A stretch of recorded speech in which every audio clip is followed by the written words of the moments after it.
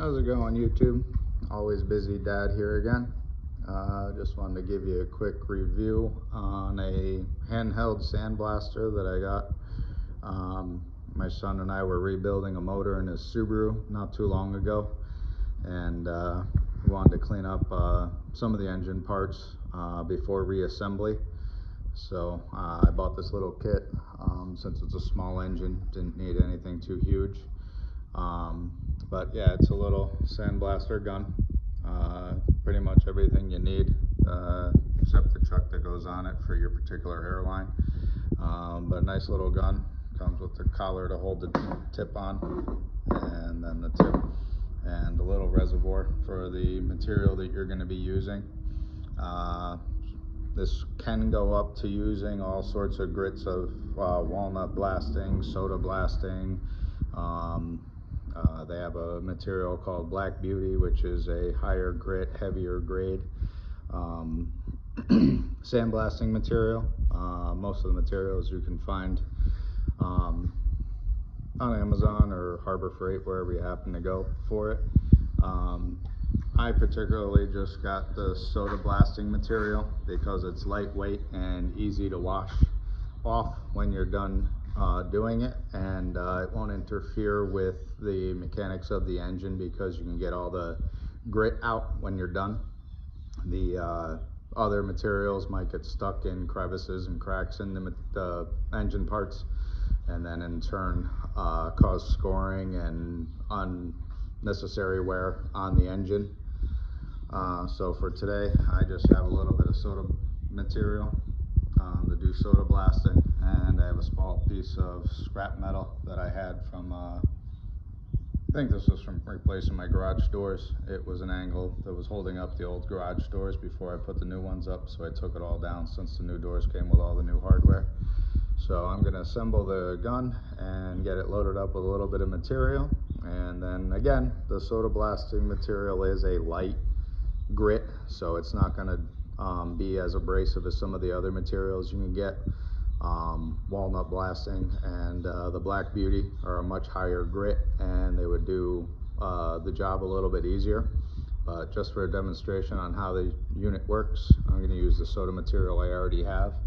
And on this little brass knob here, as you can see, is an on and off switch.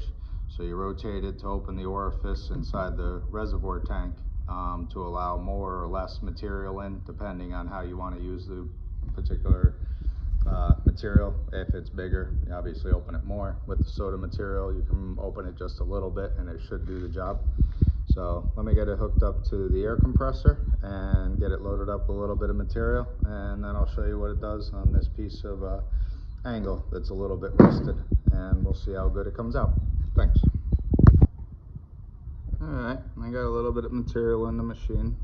I'm gonna open it about halfway just to start off with and see how it works. Here's the piece of metal. As you can see, I did a little just to make sure it was working. Got some of it on. As you can see, it cleaned up some of the rust on it in that little area right there. And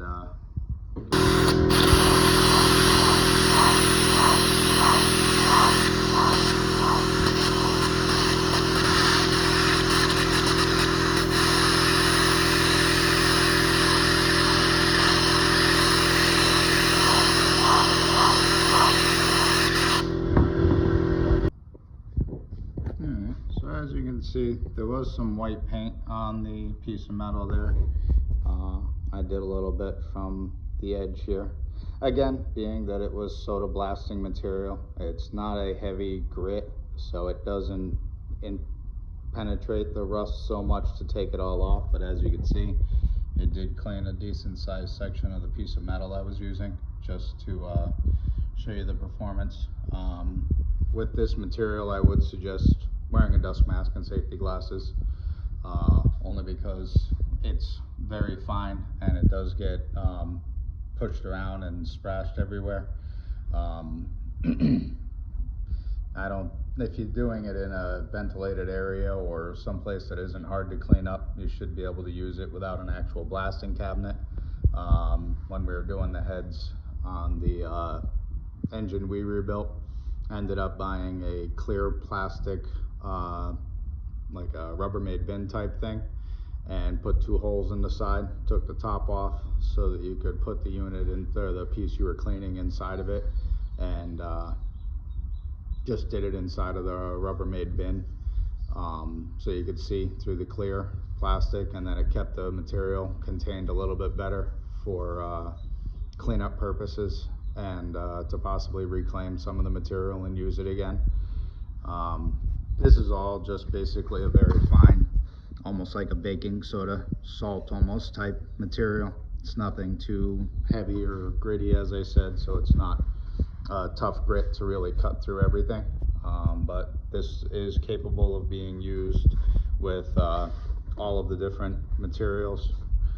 But it's nice for a homeowner just to do little projects. It also shows that you can use it on a piece of glass in order to get that snow effect to the glass. If you were doing some sort of a house project, you could possibly tape off certain areas, make a design in it, and then soda blast the area that you wanted exposed for the design.